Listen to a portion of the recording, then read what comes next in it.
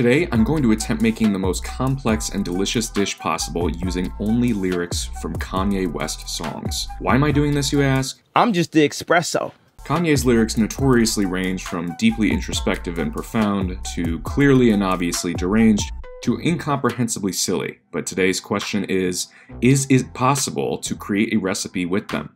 Let's find out. Random disclaimer. To be absolutely and totally clear, I do not endorse the political, religious, cultural, psychological, or financial positions of Mr. West. This video is for entertainment purposes only. I will only be using lyrics from songs released on Kanye's 13 official solo and collaboration albums, including the College Dropout, Late Registration, Graduation, 808s and Heartbreak, My Beautiful Dark Twisted Fantasy, Watch the Throne, Yeezus, The Life of Pablo, Ye, Kids See Ghosts, Jesus is King, Donda, and his most recently released Vultures 1. This means we will not be counting Yeezus 2, Donda 2, Cruel Summer, Yandi, or any of the other 5 trillion projects that have or have not been released over the course of his 2-decade-plus career. There are also a few additional rules that I will add to make this challenge just a little bit harder on myself. 1. The lyrics have to have been rapped by Kanye himself, not any of his collaborators, even if they're funny. 2. I'm only using ingredients if the word was said completely by itself in a song, meaning I can't get the ingredient cream from Scream or pear from Paris. I will allow myself, however, to break down compound food terms to their base words, like cheese from cheesecake, or combine independent words, like bread and crumbs, into breadcrumbs. The last rule, I cannot use entire food category terms, like fruit, veggies, or birds, to gain access to all fruits, vegetables, etc. That would be way too overpowered. With the rules established, let's get a breakdown of just what I have access to stock my pantry with and create my recipe. Starting with where it all began, we begin with Kanye's first album, the College Dropout.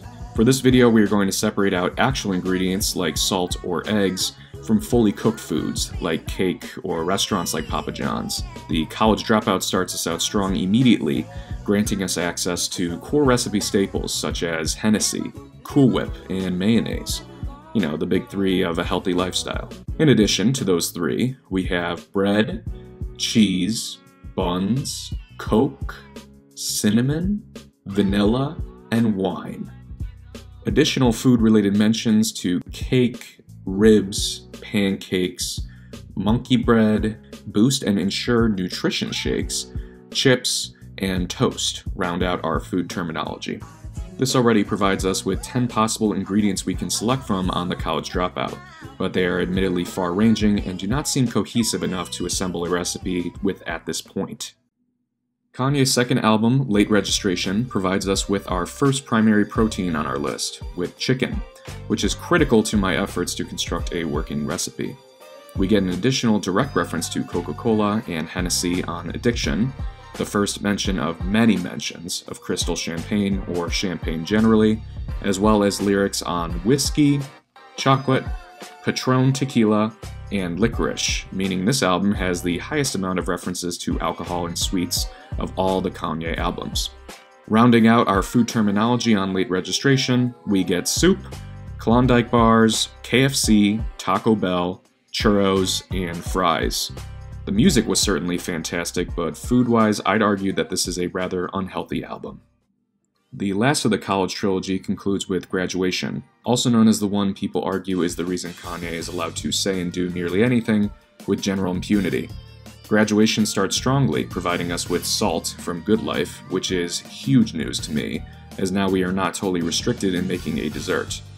We get additional mentions of cheese, champagne, and Hennessy with new ingredients of Corona beer, rum, specifically Bacardi Limon, lemons themselves, and Lowry's seasoned salt, a staple in white households across America.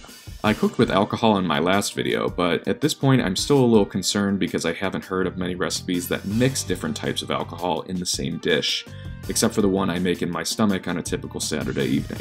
The only other food term is an additional mention of the titular Klondike bar on Stronger, which concludes Graduation. 808s and Heartbreak is up next, and you may be able to predict that this album does not have many references to food due to the subject matter. And you'd be right, because there's only one reference to a food item, and it's cake on Welcome to Heartbreak. I'm pretty sure Kanye had plenty of other things on his mind than cheeky food bars in this era, considering the subject matter, so we will quickly advance to his next album. My Beautiful Dark Twisted Fantasy is Kanye's 5th album, and one many people would argue is his best. We need to kill you. Murderers! Ah, a volunteer. I'm simply thankful at this point because the food references resume again, with additional references to bread, Coke, and champagne.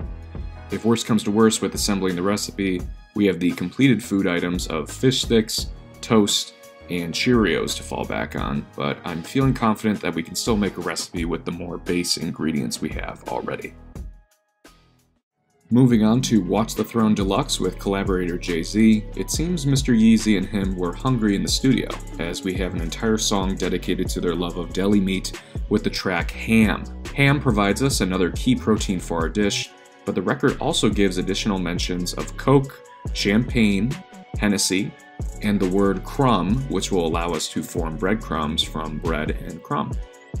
Kanye's food/anatomy double entendres continue with more references to cake and ribs.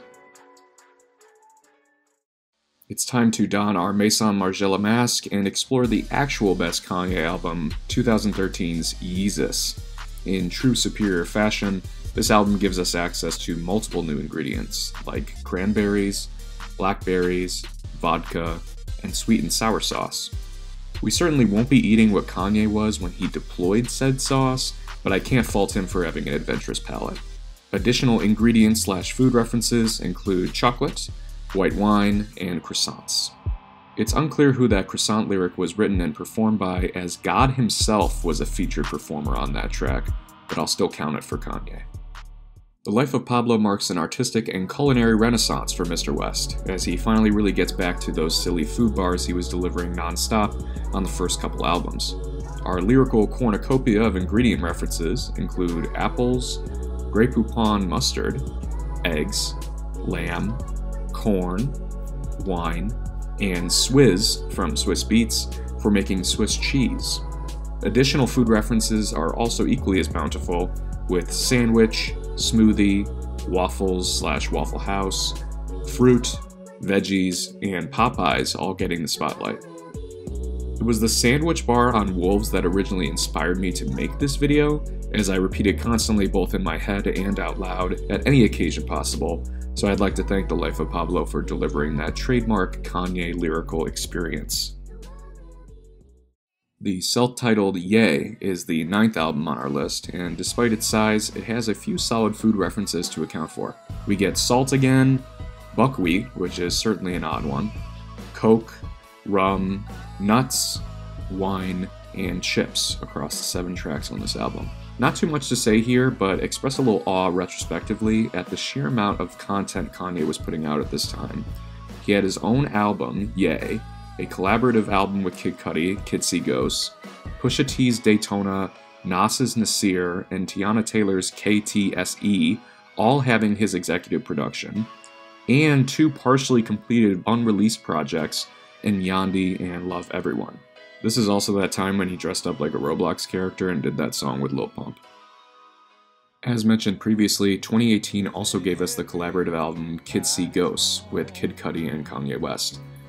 Despite Internet Melon Man and music reviewer Tony Fantano giving this album a 10, accredited chef, food reviewer, and internet content creator Michael Wave gives this album a 2 for culinary references, as in there are only 2 ingredients to speak of, being bread and relish. He definitely had a chance to do some more food references with the breakfast in bed line, but I should have guessed that he would pair his meal with something other than food again. Jesus is King was another significant thematic shift for Kanye, focusing on his renewed non-denominational Christian faith, bringing a lighter tone, which we all know will certainly last for more than 2 album cycles. God aside, this is another album with a notorious food reference, where Kanye poetically and lovingly refers to his wife as his Chick-fil-A order. We have additional references to apples/apple juice, lemon/lemonade, fruit, soda, pie, and ranch on this album. Ga may not have directly featured on this album, but his presence is clearly felt on every track, even some of the worst in Kanye's discography. After failing to win the 2020 presidential election, Ye went back to the drawing board and produced his, in my opinion, triumphant return to more mainstream rap with Donda and subsequently Donda Deluxe. We see the return of references to Hennessy, goat, and lamb on this album, with additional food items like cake, ribs, KFC, and Taco Bell being mentioned. That's another classic one, that Taco Bell and KFC bar on the heartfelt ode to his ex-wife. Definitely quintessential Ye in action, and I am grateful for its inclusion here. It seems like Kanye frequently thinks of Kim in terms of fast food restaurants, which I cannot argue is not romantic. Though it may have been removed from some streaming platforms because Ye did not bother to clear any of the samples, Vultures 1 still counts as an officially released album, so we will include it here. We get references to apples, goat, and crystal champagne again, albeit in a blasphemous fashion, but I find the fact that White Castle made it on here similarly disgusting. I have never known another living person who has eaten White Castle, but apparently Ye must have a taste for it. And of course, who could forget the insane reference to Papa John's out of nowhere on Keys to My Life? At least it wasn't Little Caesars. With that, we have covered every album. For serious Kanye fans and statistic nerds, we accumulated a total of 40 unique ingredients across Kanye's discography, with 28 additional food-related references. The most popular ingredient by song was champagne, with 10 references if you count crystal champagne. The second went to Coke or Coca-Cola with 7 references, and the third went to Hennessy with 6 references. If we don't count beverages, cake technically wins with 6 references, but the actual top base ingredient would be a 3-way tie between apples, bread, and goat. Now that we got our list of options, what will I actually choose to make? Well, I wanted to make something that combined multiple proteins in the same dish, and realistically used as many ingredients as possible. We can immediately rule out dessert, baking, and frying of any form, because we don't have access to critical necessities like sugar, oil, butter, or flour. I want to use alcohol for sure, and originally intended to use the crystal champagne he mentions so much, but then I saw the price online and realized I am not a millionaire, ex-billionaire, multi-platinum recording artist, and I live in a studio apartment. Scanning through the list, it seemed like I had access to a bunch of sweet items and savory items, so I could try and do some form of advanced flavor profile contrasting different flavors and textures. After doing some culinary research and additional thinking, I came up with my dish, which was a chicken and ham roulade with apple cranberry chutney and a lemon cinnamon sauce. The dish I am preparing incorporates a total of 13 different ingredients from across Kanye's discography, and they include Chicken, ham, salt, mustard, bread, crumbs, Swiss cheese, eggs, apple, cranberry, lemon, cinnamon, corn, white wine. We didn't have many seasonings to work with, so this is the best I could formulate with what we had. The cooking process will be split into our 3 components: preparing the roulade, preparing the chutney, and the sauce. In case you're unfamiliar, a roulade is a dish made by pounding a piece of meat flat, rolling the meat around a filling or fillings, and then cooking it. The roulade I'm making with Kanye's lyrics will start with me slicing open and then beating the shit out of a few pieces of chicken until they are flat as possible. I originally attempted to do this with my bare hands, as I do not have access to a meat mallet, but I resorted to using a cup as a rolling pin to accomplish this in the end. Once the chicken was flattened, I seasoned it with salt and then spread Dijon mustard on one side.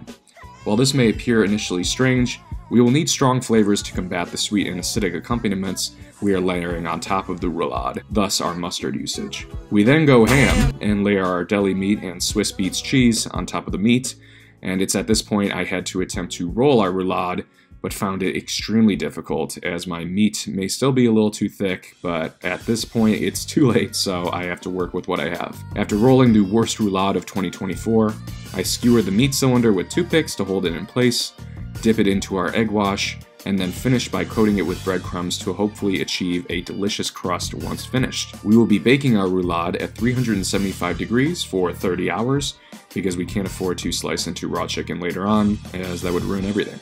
Our chutney will be the second prepared item, which should result in a chunky, sweeter texture and flavor to pair with our savory roulade. This will require meticulously cutting our apples to cook them down in a pot with lemon zest, lemon juice, dried cranberries, cinnamon, and white wine. It'll take a while for the apples and cranberries to cook down and become mushy, which fortunately can be accomplished in tandem with our roulade baking in the oven. I actually chose chicken as the main protein for this dish because it paired well with the sweetness of the apples and cranberries and tartness of the wine and lemon, which I don't think could be accomplished had I used lamb, goat, or ham independently. I was shocked, however, that beef was never mentioned once across the entire discography, so that wasn't an option in the end. We will finish our preparation with a simple lemon cinnamon sauce, so all that will take is combining those two ingredients with some additional wine in a saucepan and simmering to cook off the alcohol. At this point you may be wondering where corn comes into the dish, and like I did last video, I will be cheating in a teeny tiny way by applying cornstarch specifically, instead of just like corn on the cob. We didn't have access to flour for this recipe, and I needed something to thicken the consistency of my sauce, so I made a slurry from cornstarch and water and applied it to the cooked sauce. This cooked pretty quickly, which lined up well with our other components being done cooking at the same time. Now that everything is assembled, we will begin by removing our toothpicks and then slicing our roulade and confirming that, yes, thank God, the chicken has been cooked to juicy perfection and our cheese is fully melted. Beautiful visual, I know. We will then apply a good helping of our apple cranberry chutney on top, which was far less elegant than I intended, but the color on the chutney itself was pretty nice. Finally, we will add our lemon cinnamon sauce over the top to effectively coat the roulade and the chutney. With that, we will have completed our dish made entirely from Kanye West lyrics. Alright, so the big question now is, how did it actually taste? Like Kanye's career itself, this dish had extremely broad range, which as an overall body of work was not entirely cohesive. It tasted kind of like the transition on your playlist from listening to On Sight off of Yeezus to God Is off of Jesus Is King.